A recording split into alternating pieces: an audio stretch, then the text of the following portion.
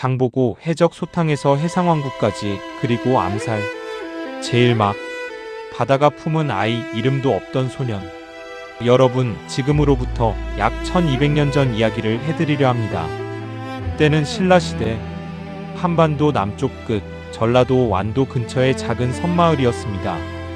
그곳에 이름 하나 변변히 기억되지 못할 것 같았던 한 소년이 살고 있었습니다. 훗날 역사는 그를 장보고라 부르지만 어린 시절 그의 이름은 기록조차 남아있지 않습니다. 다만 그가 바닷가에서 태어났고 파도 소리를 들으며 자랐으며 신분이 낮은 평민 혹은 그보다도 아래였을 것이라고 역사학자들은 말합니다. 신라 사회는 골품제라는 아주 철저한 신분제도로 움직이던 나라였습니다. 태어날 때부터 성골, 진골, 육두품 이렇게 등급이 나뉘어져 있었고 그 등급에 따라 할 수 있는 벼슬도, 입을 수 있는 옷도, 살 수 있는 집의 크기도 모두 정해져 있었지요. 장보고는 그 사다리의 맨 아랫단에 태어났습니다. 하지만 아이는 달랐습니다. 바다를 보며 무언가를 꿈꾸었습니다. 파도가 어디서 오는지, 저 수평선 너머에는 무엇이 있는지 가슴이 먼저 알고 싶어 했습니다. 어릴 때부터 수영을 잘했고 물속에서 숨을 참는 시간이 남다르게 길었다고 전해집니다. 섬 아이들 사이에서도 유독 눈빛이 맑고 강했다는 기록이 있습니다. 그리고 그에게는 평생의 친구가 하나 있었습니다. 이름은 정년. 둘은 어릴 때부터 함께 헤엄치고 함께 싸움도 배우며 함께 꿈을 키웠습니다. 신분이 낮아 신라 땅에서는 아무것도 될 수 없다는 걸 알면서도 두 소녀는 포기하지 않았습니다. 그들이 선택한 길은 하나였습니다. 바다를 건너는 것. 신라를 떠나 저 넓은 당나라 땅으로 가는 것이었습니다.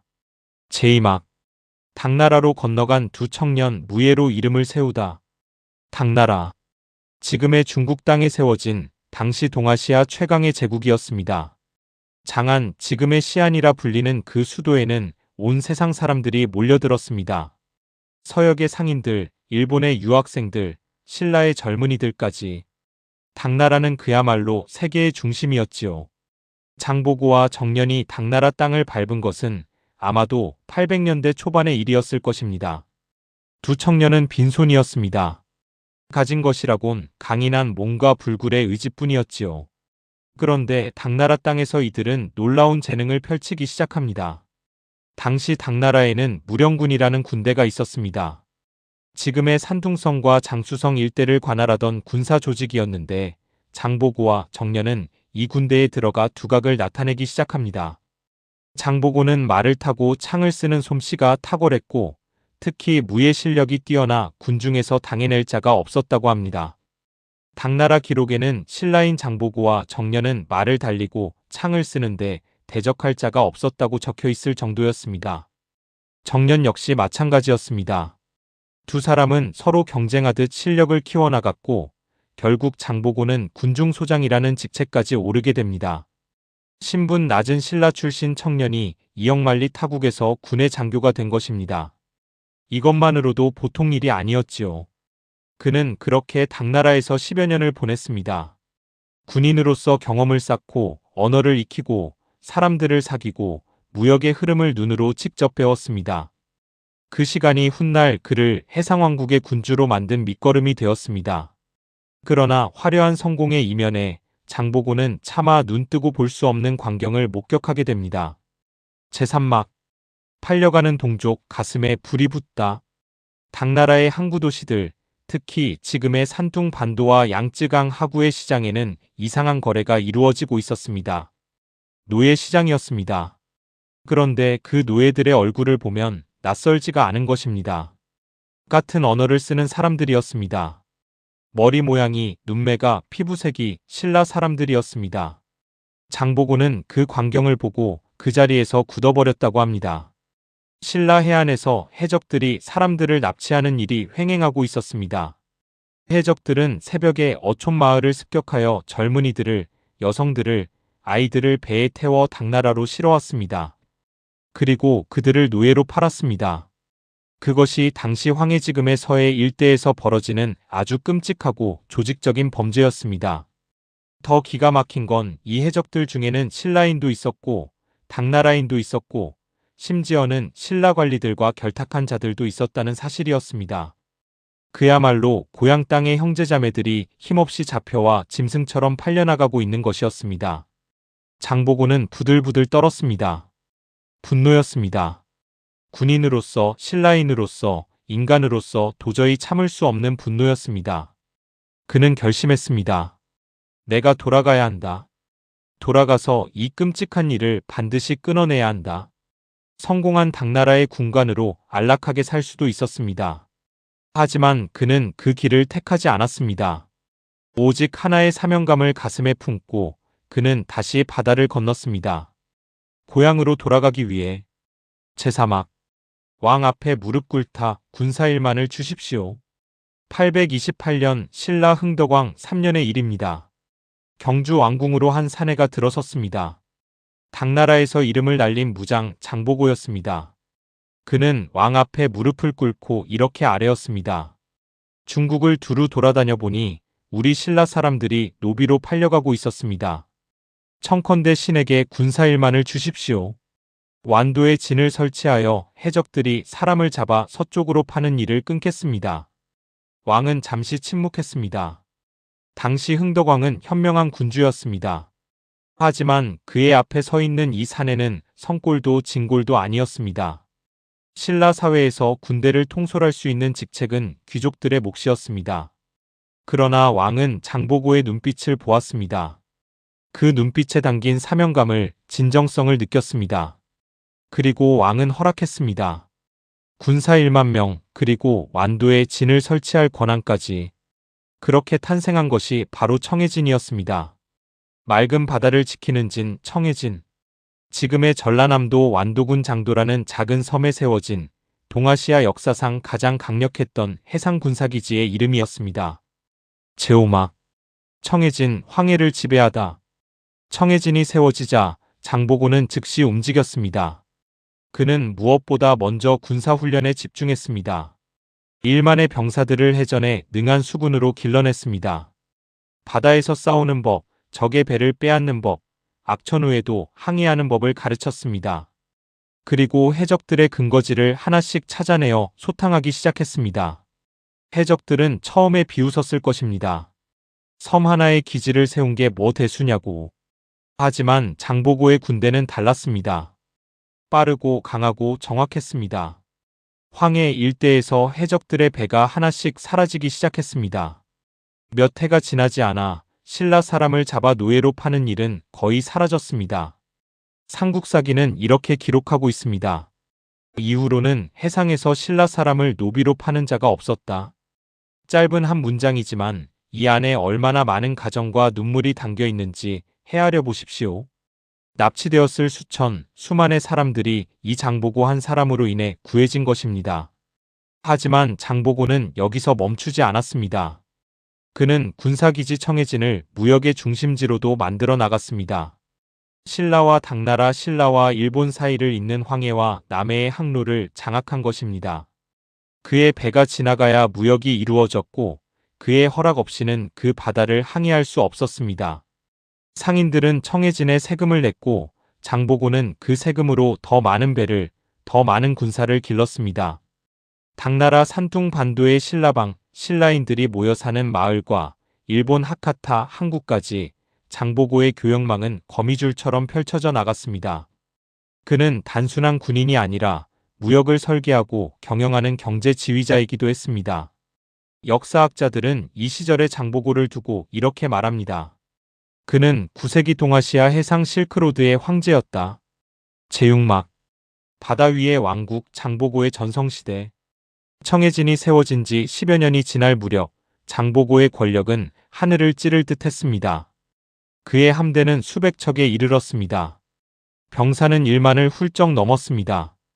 청해진에는 신라의 도공이 만든 도자기, 당나라의 비단, 일본의 수공예품, 아라비아 상인들이 가져온 향료까지 쌓여 있었습니다. 그야말로 당시 동아시아의 물류 허브였습니다. 장보고는 이미 단순한 군진의 지휘관이 아니었습니다. 스스로를 대사라 불렀고 주변에서도 그를 그렇게 대했습니다. 일본의 역사서 앤린의 기행록 입당구법 순례행기를 보면 일본 승려 앤닌이 당나라에서 고생할 때 장보고의 도움을 받는 장면이 생생하게 기록되어 있습니다. 앤닌은 장보고를 두고 이렇게 표현합니다. 이 사람은 바다 위의 왕이다.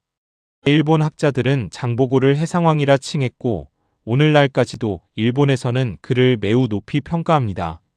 한국보다 어쩌면 일본에서 더 유명하다고 할 정도로 그의 업적은 국제적으로 인정받고 있습니다. 완도의 작은 섬에서 시작한 청년이 이제는 당나라 황제에게도 편지를 보내고 일본 조정과도 외교를 펼치는 해상왕국의 지배자가 된 것입니다. 그러나 역사는 언제나 그 절정 뒤에 전환점을 숨겨두고 있습니다.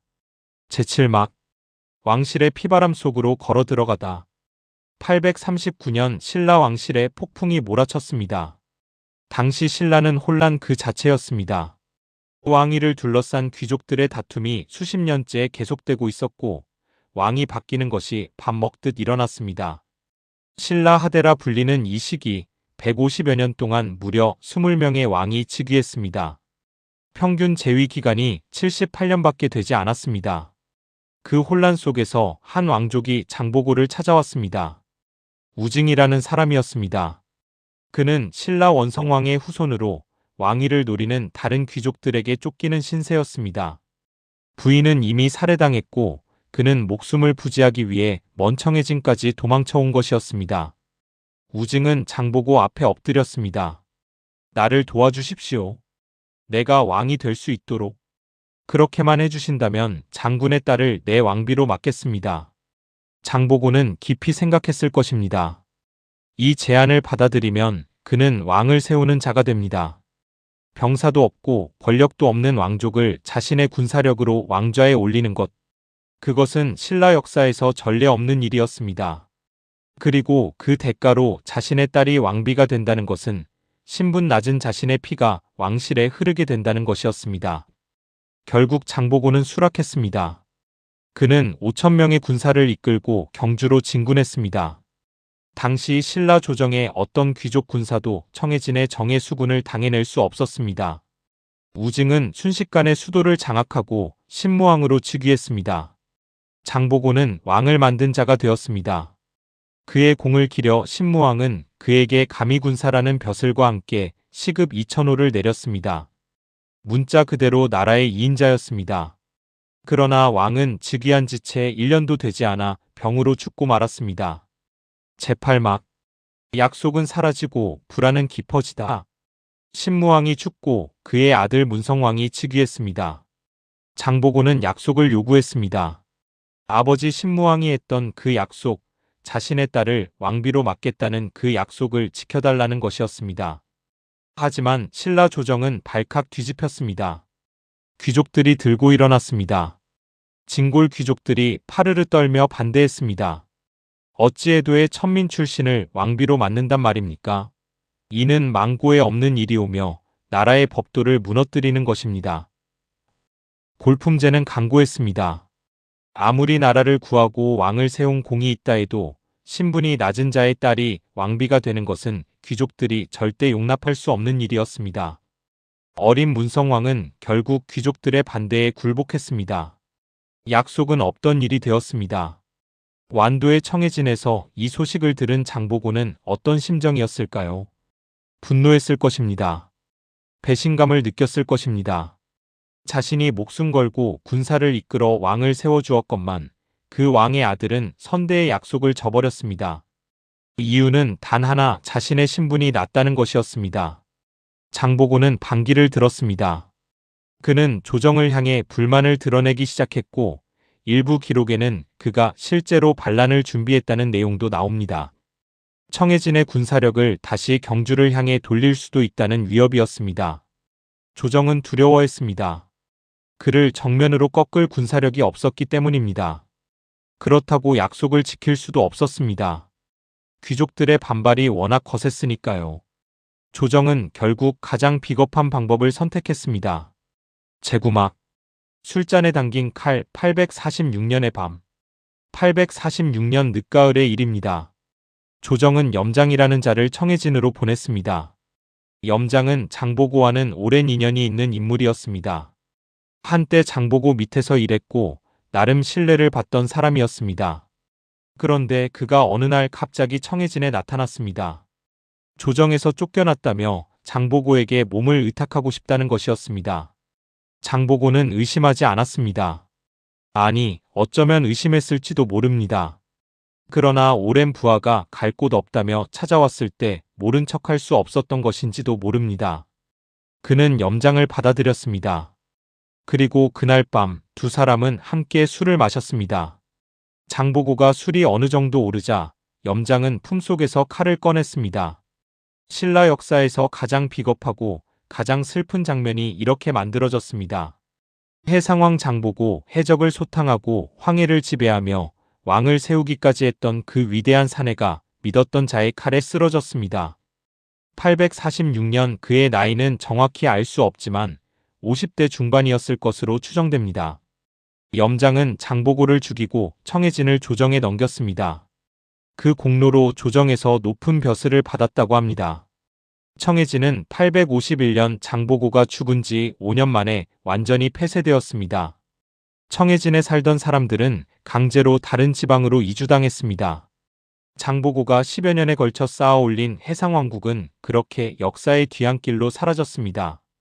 제신막 1200년이 지나도 살아있는 이름. 그러나 여러분, 이야기는 여기서 끝나지 않습니다. 장보고는 죽었지만 그의 이름은 죽지 않았습니다. 조선 후기 실학자 정약용은 장보고를 두고 이렇게 썼습니다. 해상의 영웅이라고. 일본의 역사학자들은 지금도 장보고를 동아시아 해양사에서 가장 중요한 인물 중 하나로 꼽습니다. 미국의 해양 전략가 알프레드 마한에 빗대어 동양의 마한이라 부르는 학자도 있습니다. 완도에는 지금도 장보고 기념관이 세워져 있고 그가 세운 청해진 터가 복원되어 많은 사람들이 찾아옵니다. 대한민국 해군에는 장보고함이라는 잠수함이 있고 남극 세종기지 근처에도 그의 이름을 딴 장보고 과학기지가 있습니다. 1200년이 지나도 그 이름은 계속 쓰이고 있는 것입니다. 그의 삶을 돌아보면 우리는 많은 것을 느낍니다. 태어난 신분이 낮았지만 그는 스스로의 힘으로 일어섰습니다. 타국에서 실력으로 인정받았습니다. 동족이 팔려가는 것을 보고 안락한 삶을 버리고 돌아왔습니다.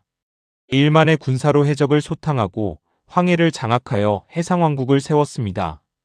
왕을 세우기도 했습니다. 하지만 신분의 벽 앞에 끝내 무릎 꿇었고 믿었던 자의 손에 쓰러졌습니다. 그것이 장보고의 삶이었습니다. 위대함과 비극이 공존하는 인간의 이야기였습니다. 여러분, 역사를 공부하는 이유는 단 하나입니다. 그 속에서 사람을 보기 위해서입니다. 장보고라는 이름 석자 속에는 포기하지 않는 의지와 불의에 분노하는 용기와 믿음의 소중함과 그리고 신분과 차별이라는 오래된 인간의 상처가 함께 담겨 있습니다. 그 이름을 오늘 여러분과 함께 다시 한번 불러보았습니다. 장보고. 바다가 낳은 영웅, 황해의 왕, 그리고 1200년을 건너온 이름. 이야기를 마칩니다. 들어주셔서 감사합니다.